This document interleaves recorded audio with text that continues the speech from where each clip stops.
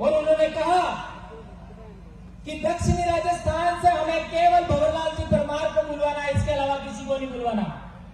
तो मैं वो एससी भाई भी हमारे यहाँ आए हैं हमारे बीच राजस्थान से, उनको भी धन्यवाद देना चाहूंगा। दोस्तों, मैं भी इतिहास का स्टूडेंट हूं, एक शिक्षक हूं, इतिहास में मैंने भी नेक किया है, लेकिन आज तक देश आजाद होने के बाद 75 साल हो गए, हमने देखा कि हमारे साथ हर रोज प्रतिदिन एट्रोसिटी हो रही है। लेकिन हम सोचते थे पढ़े लिखे लोग कि एससी और एसटी समाज एक क्यों नहीं हो रहा है, ये बात हम सोचते थे। लेकिन आखिरकार वो दिन आ गया और वो दिन लाए एससी समाज के लोग कि आप लोगों ने हमें जयपुर में भी आमंत्रित किया और गांधीनगर में भी आमंत्रित किया, और इसके बीच में फासला कितना है? 10 से 12 दिन। 10 से 12 दिन जातिवाद की जड़ों को पोषित करने वाले, सामंतवाद की जड़ों को पोषित करने वाले सबसे बड़े दो राज्य में इतनी बड़ी संख्या में केवल 10 दिन के अंदर 2 बड़े महासम्मेलन हो रहे हैं। ये आप में भारत देश का इतिहास बदलेंगे, ये मैं गारंटी से कह सकता हूं मेरे दोस्तों। हम इस देश की शासन करती जमात है, हम इस देश के मूल मालिक हैं, हमें इस देश का हुक्मरान बनना है और कोई माई का लाल हमें रोक नहीं सकता। बशर्ते हमें अनुशासित होना होगा, संगठित होना होगा, ये बात हम कहना चाहते हैं। दोस्तों, यदि हम भारत देश के अंदर जलवायु परिवर्तन की समस्या आ रही है, यह समस्या केवल भारत देश में नहीं है, यह दुनिया के अंदर, पूरी दुनिया के अंदर जलवायु परिवर्तन की बहुत बड़ी समस्या है।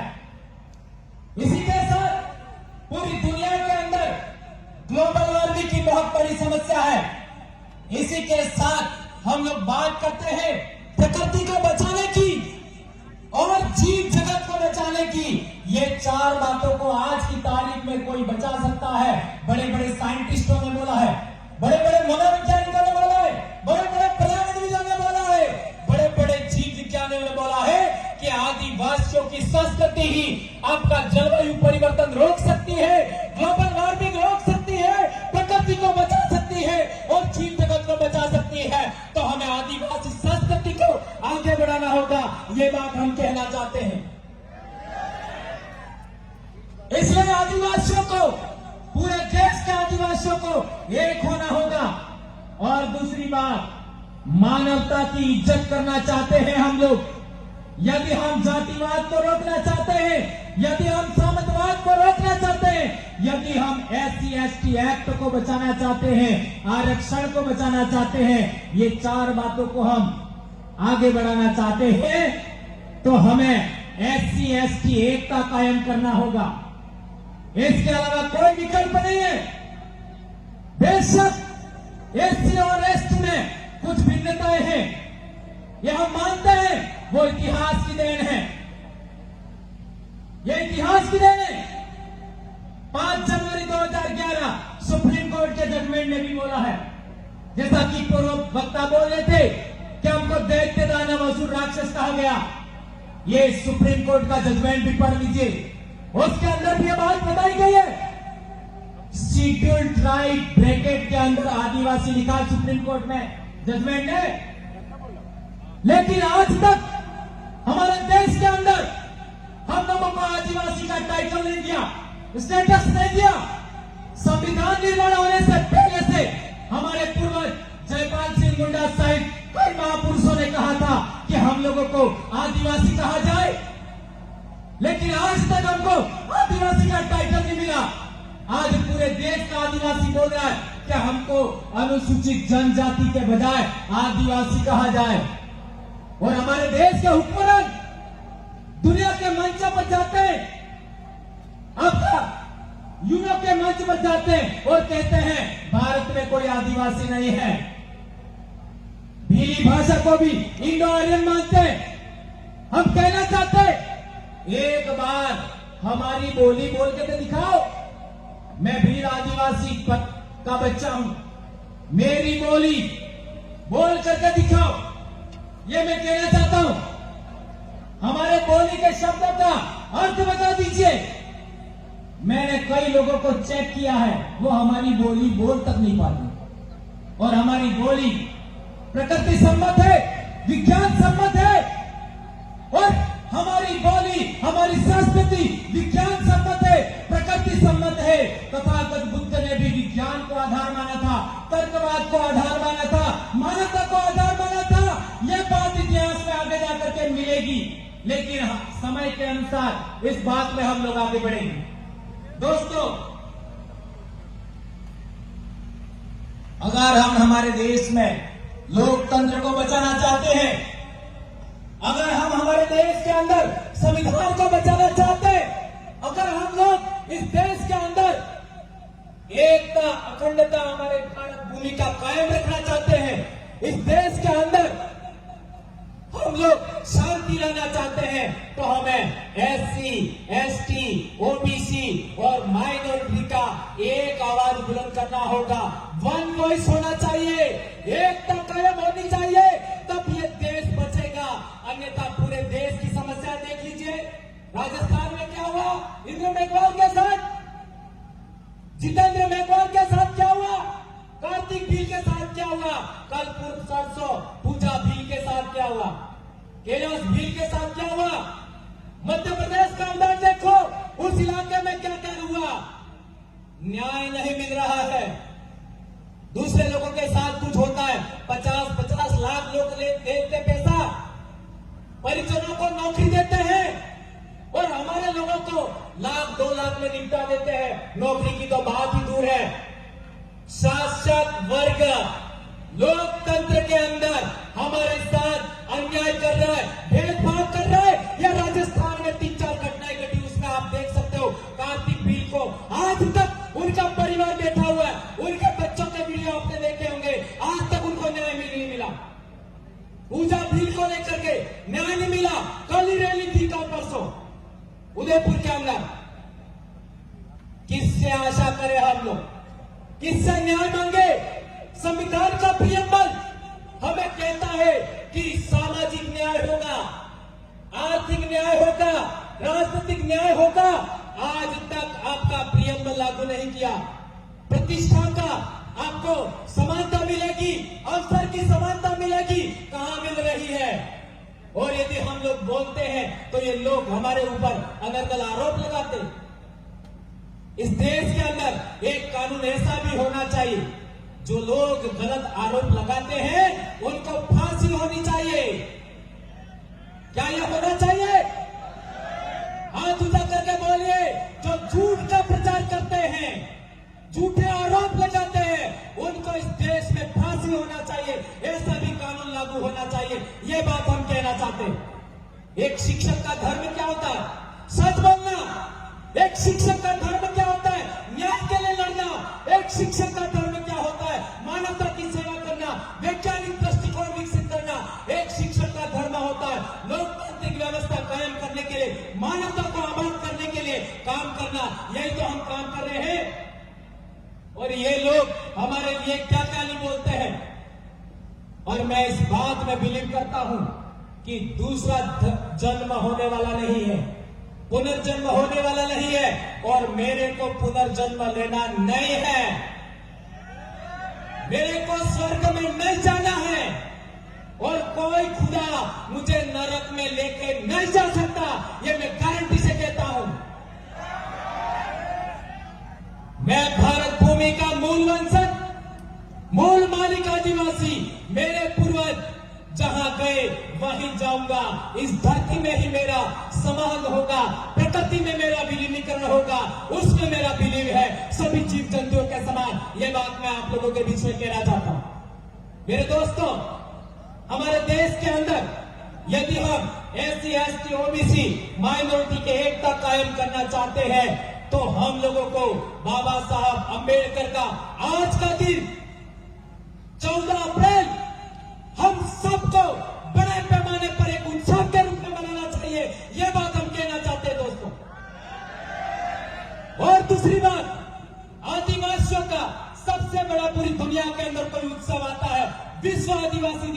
उसे हमें एसटी, एससी, ओबीसी, माइनॉरिटी को सबको भागीदारी निभानी चाहिए और आगे आना चाहिए। यह बात हम कहना चाहते हैं। कल अमेरिका के अंदर डॉक्टर अंबेडकर साहब के जन्म दिवस को इक्वलिटी डे माना गया।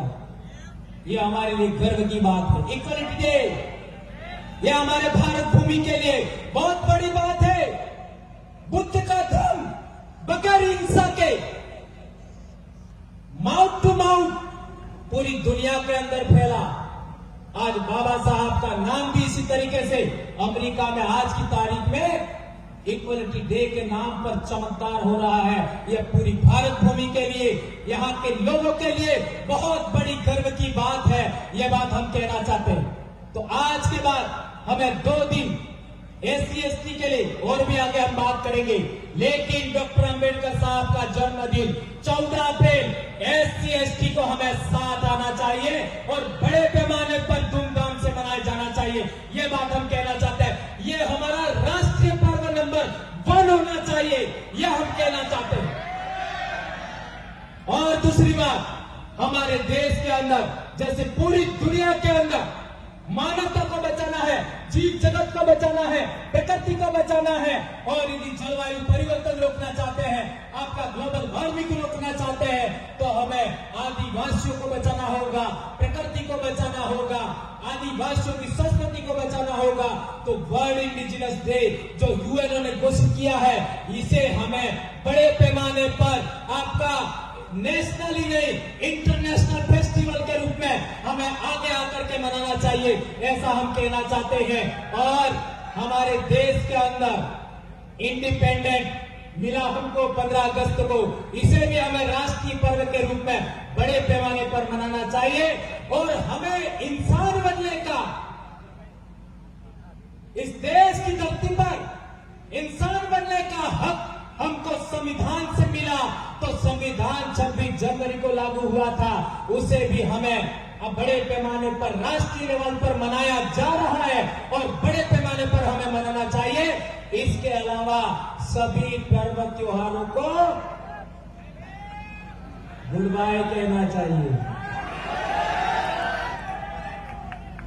यदि आप मेरी बातों को समझे होंगे तो मैं मानूंगा कि मेरा यहां आना सार्थक हुआ।